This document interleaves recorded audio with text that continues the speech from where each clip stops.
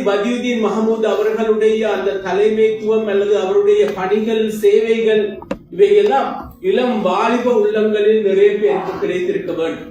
ஏதோ இந்த ஏற்பாடு செய்த இடத்தில் ஏற்பாடு செய்ய முடியாவிட்டாலும் நிச்சயமாக அவர் பற்றிய இந்த கருத்துகளும் அவருடைய சிந்தனைகளும் எல்லோருக்கும் போய் சேருவதற்கான ஒரு ஏற்பாட்டை செய்யுமாறு வேண்டிக் கொள்கிறேன். பதியுதீன் மஹமூத் அவர்கள் என்று பேசுகின்ற பொழுது அவரை பதி என்றும், பதியுதீன் மஹமூத் என்றும், கலாநிதி பதியுதீன் மஹமூத் என்றும், காயிதே மில்லத் கலாநிதி பதியுதீன் மஹமூத் என்றும், மறுமலர்ச்சி தந்தை, அது நிறைய பேருக்கு மறந்து விட்டது, மறுமலர்ச்சி தந்தை என்றும் எல்லாம் சொல்லி பேசுவார்கள். அப்படி பேசுவதற்கு ஒரு காரணம் இருக்க வேண்டும். ஏன் அவ்வாறு அழைக்கிறார்கள்? அதுக்கு பின்னால் ஏதோ இருக்கிறது. இது ஒவ்வொரு பதவிக்கு பின்னாலும் பெரிய ஒரு திருப்பம் இருக்கிறது, முயற்சி இருக்கிறது, உழைப்பு இருக்கிறது. எனவே அந்த வகையில் நாங்கள் கலாநிதி பதியுதீன் மஹமூத் அவர்களை நோக்குகின்ற பொழுது 1904 மஹமூத் அலி நைனா மரிக்கா பாத்துமா நாச்சியார் தம்பதியர்களுக்கு 12வது பிள்ளையாக பிறந்த கலாநிதி பதியுதீன் மஹமூத் அவர்கள் இந்த நாடு போட்டுகின்ற, உலகம் போட்டுகின்ற, சர்வதேசம் போட்டுகின்ற இடத்துக்கு போய் நிற்கிறார் என்றால் அதிலே ஒரு வித்தியாசம் இருக்கின்றது. எல்லோரிலும் பார்க்க நான் இங்கே உண்மையிலேயே யாரையும் கம்பேர் பண்ணி ஒப்பிட்டு பேச வேண்டும் என்ற ஐடியா இல்லை.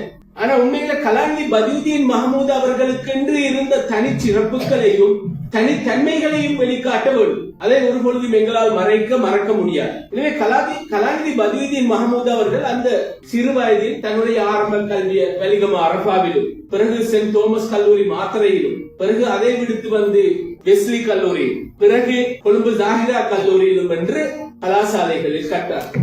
அவருடைய தலைமைத்துவத்தில் இருந்த குணங்கள் அவருக்கு குடும்ப பின்னணியில் இருந்து வந்திருக்க வாய்ப்பு இருக்கிறது. ஒரு எதிர்ப்பு கூறு, அதாவது முகத்தம் ஃபேமிலி, அரபு வம்சாவளி குடும்பத்தோடு நேரடி தொடர்பு கொண்ட உறவு கலாநிதி பதியுதீன் மஹமூத் அவர்களுக்குரிய குடும்பத்துக்கு இருந்திருக்கிறது.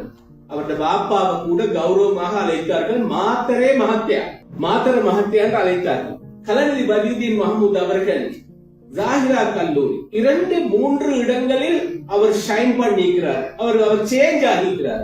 ஒன்றுதான் ஜாகிரா கல்லூரி கொழும்பு, இரண்டாவது அவருடைய கொழும்பிலே அவர் செய்த சங்கம் முஸ்லிம் லீக் வாலிப முன்னணி, மூன்றாவது அலிகார் பல்கலைக்கழகம் இஸ்லாமிய சோசியலிச முன்னணி, அதனை கொண்டு உருவாக்கப்பட்ட ஒரு முயற்சி. எனவே இந்த இடத்தில் நாங்கள் பார்க்கின்ற பொழுது ஜாகிரா கல்லூரியில கல்வி கற்றுக்கொண்டு தன்னுடைய முயற்சியை எடுத்துக்கொண்டு போகின்ற, சிந்தனை பாங்கை எடுத்து செல்லுகின்ற, தன்னுடைய எதிர்காலத்தை தீர்மானிக்கின்ற ஒரு செயற்பாடாக அவருடைய முயற்சிகள் மேற்கொள்ளப்பட்டு அவர் அங்கே மாணவர் அமைப்புக்கு தலைவராக மாறினார். மாணவர் அமைப்புக்கு தலைவராக மாறியது மாத்திரமல்ல, அது ஒரு ஓட் சிஸ்டம். சாதாரணமாக மாணவர்கள், ஆசிரியர்கள் அவருக்கு ஆதரவு இல்லை. ஆசிரியர்கள் சில நேரம் பெரிய அளவுக்கு கேர் பண்ணிக்கிறார்கள் எனக்கு தெரியாது. ஆனா ஆசிரியர்கள் ஆதரவு இல்லை. ஓட்ட போட்டு பார்த்தா பதியுதீன் மஹமூத் வெற்றி பெற்றிருக்கிறார். எனவே அதோடு சேர்த்து என்ன செய்யறாரு, தன்னுடைய டிப்டாப், பதியுதீன் மஹமூத் என்றா சொல்றதே டிப்டாப் தான், எங்க போய் கண்டாலும் ஒரு கோட்டு சூட்டுமா தான் இருப்பார். எனவே பதியுதீன் மஹமூத் அவர்கள் டிப்டாப் என்ற ஒரு சஞ்சிகையை வெளியிட்டு தன்னுடைய சிந்தனையை வெளிப்படுத்துகிறார். மாணவர்களுக்கு மத்தியில போட்டி நிகழ்ச்சிகளை நடத்தி அவர் பண்டார் நாயக்கா, SWRD பண்டார் நாயக்காவை அந்த நிகழ்ச்சியை பார்க்கறதுக்கு வரவழைக்கிறார். அவர் ஆக்ஸ்போர்ட்ல அந்த டிகிரியை முடிச்சுட்டு வந்து புதுசு பண்டார் நாயக்கா பார்த்து, பண்டார் நாயக்காவுக்கும் கலாநிதி பதியுதீன் அவர்களுக்கும் இடையிலே ஏற்பட்ட உறவு தொடர்பு தான் அரசியலாக பரிணமிக்கிறது. எனவே அது சும்மா இருக்க இல்லையே. அதுக்கு பிறகு திருப்பி ஜஹிரா கல்லூரி முடிய எழுதிய மெட்ரிக் பரீட்சையில் 2 சந்தர்ப்பங்கள் கிடைக்கின்றது. ஒன்று யூகேல போய் படிக்கிறது அல்லது அலிகார்ல போய் படிக்கிறது. அலிகாரை தெரிவு செய்கிறார்.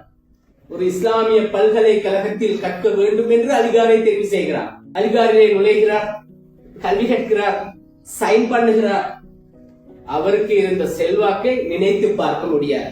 சாதாரணமாக இந்தியாவில் எல்லாம் இந்திய இஸ்லாமிய மாணவர் அமைப்புக்கு தலைவராக பதியுதீன் நியமிக்கப்பட்டார் என்பது ஒரு விசித்திரமான செய்தி.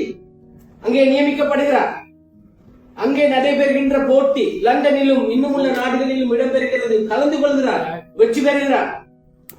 அவருக்கு கோல்ட் மெடல் கிடைக்கிறது. கலாநிதி பதியுதீன் மஹமூத் அவர்கள் எஜுகேஷன் என்று மாத்திர நிக்க இல்லை, இங்க மேட்டுக்குடி அரசியலோட முட்டிட்டு தான் போனார். அதனாலதான் டிபி ஜாயாவுக்கும் அவர்களுக்கு முன்னையில சின்ன முரண்பாடு வார நேரமே விட்டு போட்டு தனியா அமைச்சுட்டாரு போயிட்டு முஸ்லீம் லீக். அவருக்கு அங்கே விசேஷம் என்ன, அவருக்கு சந்தர்ப்பம் கிடைக்கும். சர்வதேச ரீதியான உறவுகளை வலுப்படுத்திக் கொள்வதற்கு சான்ஸ் கிடைக்கும். நிறைய சர்வதேச தலைவர்கள் படிக்கிறார்கள், இஸ்லாமிய தலைவர்கள் படிக்கிறார்கள், உலகம் போட்டிருந்த இஸ்லாமிய தலைவர்கள் படிக்கிறார்கள். அவர்களோடு நிறைய உறவை ஏற்படுத்திக் கொள்கிறார்கள். தன்னுடைய சிந்தனை கருத்துக்களை அவர் உண்மையில அவர் சில நேரம் நாங்க யோசிச்சு பார்க்கிற நேரம் அவரை உற்றிருந்தா ஒரு இஸ்லாமிய தேசத்தை பத்தியே சிந்திச்சு போயிருப்பார். அந்த அளவுக்கு உள்ளத்துல இஸ்லாம் அவர்கிட்ட இருந்தது.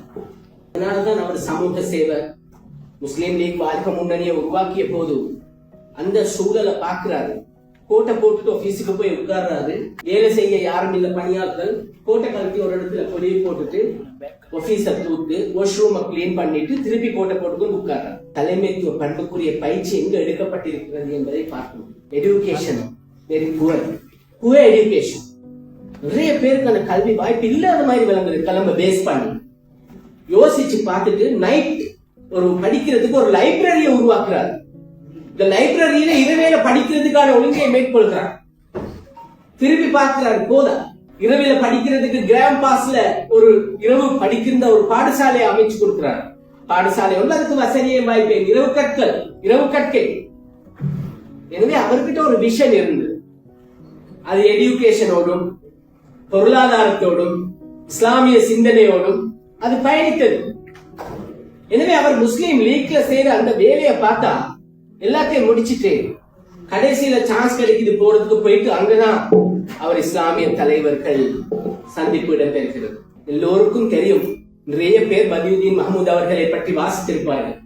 ஹன்சீர் அவருடைய மைத்துனர் எழுதிய புத்தகத்தின் பக்கங்கள் சுமார் 1200. இந்த புத்தகத்துல கலாநிதி பதியுதீன் மஹமூத் அவர்கள் சொல்ல சொல்ல சொல்ல எழுதிய புத்தகம், சரிபார்த்து எழுதப்பட்ட புத்தகம். அந்த புத்தகத்துல எல்லாம் இருக்கு, யாரும் பார்க்கலாம். இன்றைக்கும் அந்த புத்தகத்தை பிரதி எடுக்கலாம், ஒரு பிரச்சனையும் கிடையாது.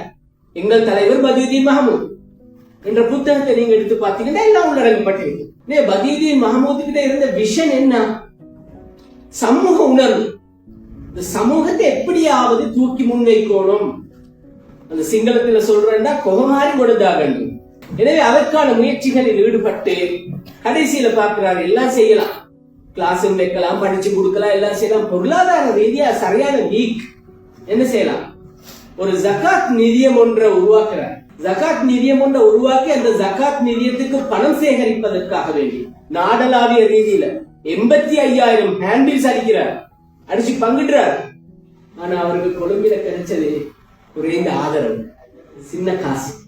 அவருக்கு அதனால் அதை மேற்கொள்ள முடியாம போயிருக்கு. எனவே ஜகாத் அப்படியே விடுபட்டு போகுது. இந்த ஜகாத் ஹேண்டில்ஸ் யாருக்கிட்ட இருந்தா தாங்க காட்டுறதுக்கு கூலியா கேட்கல. நான் இன்னும் காட்டுவேன் உங்களுக்கு தெரியும் இன்ஷா அல்லாஹ். ஜகாத் ஹேண்டில் இல்ல, ஒரு பில் கூட காணல. 85,000 பில் எடுத்திருந்தா இன்னைக்கு இருக்கும். அதை விட தயாராப்பட்ட சாமான் எல்லாம் கிடைச்சிருக்கீங்க, இது மட்டும் கிடைக்கும். ஜகாத் நிதியத்தை செய்ய இயலாம கவலைப்பட்ட. அப்பயும் சொன்னாரு முஸ்லீம்கள் கல்வியில முன்னேறும். இதான் சொல்றாரு, முஸ்லீம்கள் கல்வியில முன்னேறணும்னா முஸ்லீம் பாடசாலைகள் அமைக்கப்படும்.